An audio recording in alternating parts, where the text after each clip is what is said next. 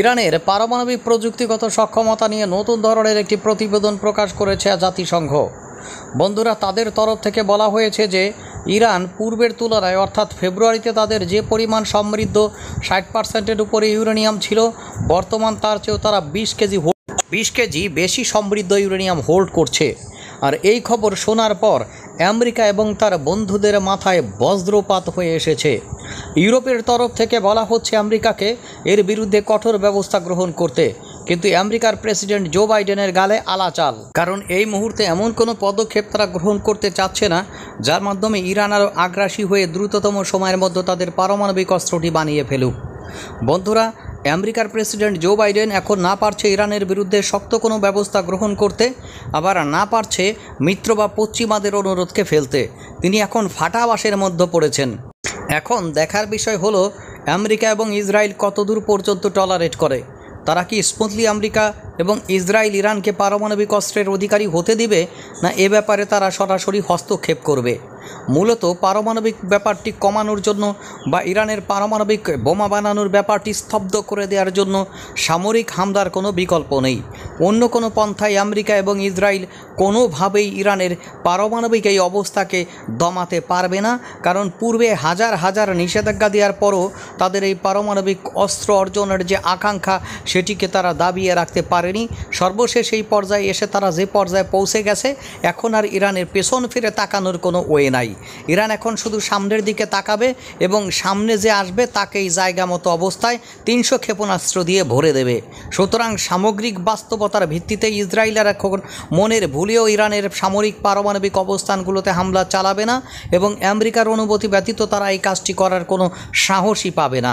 সুতরাং ইরানের এখন কেল্লা ফতে, সামনে থাকে সুবর্ণ সময়। এই সময়টিকে তারা যদি ইউটিলাইজ করতে পারে এবং নিজেদের 4 থেকে 5টি পারমাণবিক বোমা বানিয়ে তারা ঘরে সুন্দর করে সাজিয়ে রাখতে পারে, যেখান থেকেই যত শক্তিধর নেতাই আসুক না কেন, ইরানে যদি হামলা চালানোর বিন্দুমাত্র কোনো প্রক্রিয়া বা অন্য কোনো সিদ্ধান্ত গ্রহণের প্রক্রিয়া শুরু করে, ইরান সরাসরি তারা বলে দেবে আমার কাছে এই কটা আছে এবং এই কটা ফাটাবো। সুতরাং তারা যদি নিজস্ব অস্ত্র প্রযুক্তির মাধ্যমে পারমাণবিক অস্ত্র অর্জন করে বিশ্বব্যাপী 10ম পারমাণবিক শক্তি হিসেবে আত্মপ্রকাশ করে, তাহলে এখানে অন্যদের করার কিছুই থাকবে না। এখন বক্তব্য হলো ইসরায়েল আমেরিকা কিভাবে ইরানের পারমাণবিক অস্ত্রের প্রতি রেসপন্স করবে। তারা ইরানের পারমাণবিক অস্ত্র এখন পাশে নিয়ে চলা শিখবে। আমেরিকা সম্ভবত ব্যাপারটি মেনে নিয়েছে। এখন মিস্টার জো বাইডেনের উপরে চাপ পড়ছে ইউরোপীয় ইউনিয়ন এবং ইসরায়েলের তরফ থেকে যে কোনোভাবে ইরানের এই রাশটি টেনে ধরার জন্য। বন্ধুরা, আন্তর্জাতিক আণবিক শক্তি সংস্থার সদস্য হচ্ছে 35টি। এই 35টি সদস্যের বোর্ড অফ ডিরেক্টরের যে মিটিং হবে, সেখানে সম্ভবত এমন কোনো ধরনের প্রস্তাব উঠতে পারে যেটি ইরানের বিরুদ্ধে আরও কঠোর ব্যবস্থা গ্রহণের ক্ষেত্রে প্রস্তাব থাকতে পারে, কিন্তু মিস্টার জো বাইডেন সরাসরি সেটিকে নাকচ করে দিয়েছেন। এখন আমার মনে হচ্ছে আমেরিকা কি ইরানকে পারমাণবিক অস্ত্র অর্জনের দিকে ধাবিত করছে?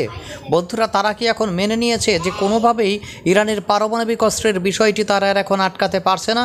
সুতরাং ঝামেলা বাড়িয়ে লাভ নেই। ইরানের সাথে একটি সমঝোতাপূর্ণ অবস্থায় এসে বা সাবোটাসমূলক বা অন্তর্ঘাতমূলক অথবা পেছন দরজা দিয়ে ইরানের পারমাণবিক অবস্থানকে যতটা বেশি কলুষিত করা যায় বা ধ্বংস করে দেওয়া যায়, অথবা তাদের সাথে সমঝোতার মাধ্যমে ইরানকে যতটা সংযমিত রাখা যায়, এর বাইরে সরাসরি যদি আমরা কোনো পদক্ষেপ গ্রহণ করতে যাই, তাহলে হরমুজ প্রণালী জুড়ে যে একটি যুদ্ধের দামামা বেজে উঠবে, সেটিকে সামাল দেওয়ার মতো কোনো অবস্থা এই মুহূর্তে আমেরিকার নাই। এবার আসি ইরানের ক্ষেত্রে আন্তর্জাতিক আণবিক শক্তি সংস্থার সর্বশেষ পর্যবেক্ষণ কী। বন্ধুরা, ইরানের ক্ষেত্রে আন্তর্জাতিক আণবিক শক্তি সংস্থার সর্বশেষ পর্যবেক্ষণ হচ্ছে তারা অত্র বছরের জানুয়ারিকে ভিত্তি হিসেবে ধরে 2টা হিসাব করছে।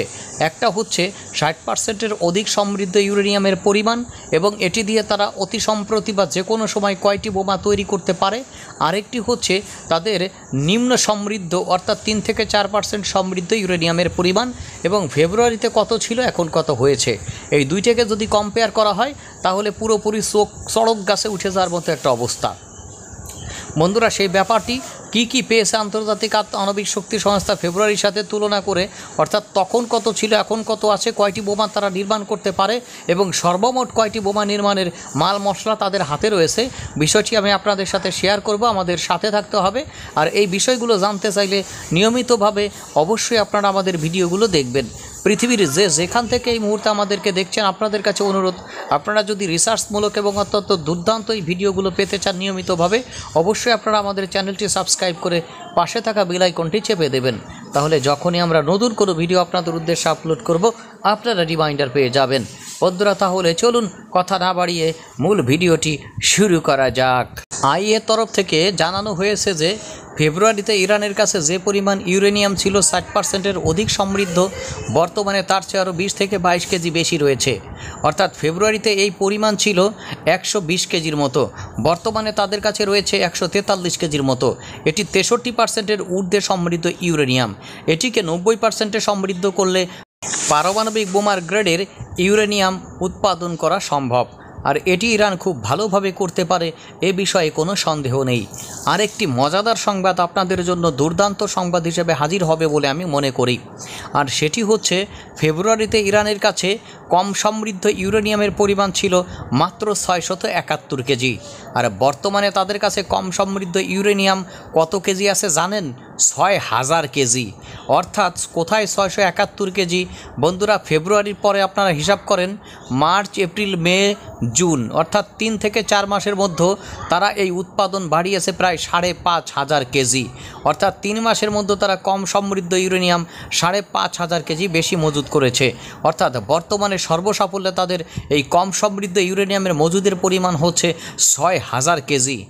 বন্ধুরা, কম সমৃদ্ধ ইউরেনিয়াম অত্যন্ত একটি ভয়ঙ্কর ব্যাপার, কারণ এটি দিয়ে তারা যে কোনো সময়ে 20% এবং পরবর্তীতে 63% এবং তার পরবর্তীতে 90% ইউরেনিয়াম শোধন করতে পারে, বা শোধন করার জন্য সব কিছু প্রস্তুত থাকে। অর্থাৎ কম সমৃদ্ধ ইউরেনিয়াম যদি তাদের হাতে থাকে, এটি দিয়ে তারা কয়েক দিনের ব্যবধানে বা কয়েক সপ্তাহের ব্যবধানে 90% পর্যন্ত শোধন করে ফেলতে পারে। আর 6000 কেজিকে যদি তারা শোধন করে, তাহলে কতটি পারমাণবিক বোমা বানানো সম্ভব? বন্ধুরা, বলবো শুধু আমাদের সাথে থাকুন। 143 কেজি 60% অধিক সমৃদ্ধ ইউরেনিয়ামের মাধ্যমে ইরান 3 থেকে 4টি পারমাণবিক বোমা ইনস্ট্যান্টলি নির্মাণ করতে পারে। আর তাদের হাতে যে 6000 কেজি পর্যন্ত কম সমৃদ্ধ ইউরেনিয়াম রয়েছে, এটি শোধনের মাধ্যমে ইরান পারমাণবিক বোমা বানাতে পারে 13 থেকে 14টি বা 12 থেকে 13টি। বুঝতে পারছেন ঘটনা কোন জায়গায় ঘটে গেছে?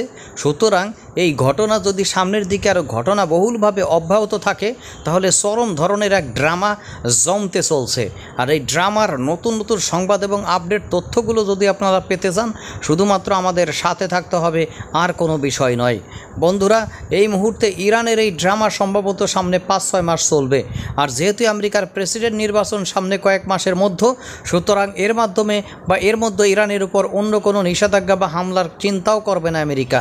আর এক্ষেত্রে করার চিন্তা ওই নাই, কারণ এই হামলা চালিয়ে ইরানের পারমাণবিক সক্ষমতাকে দমানোর কোনো পদ্ধতি অন্য দেশের, বিশেষ করে আমেরিকা, ইসরায়েল বা তার সম্মিলিত বন্ধুদের হাতে নাই। সুতরাং সাধু সাবধান, শত্রুরা সাবধান।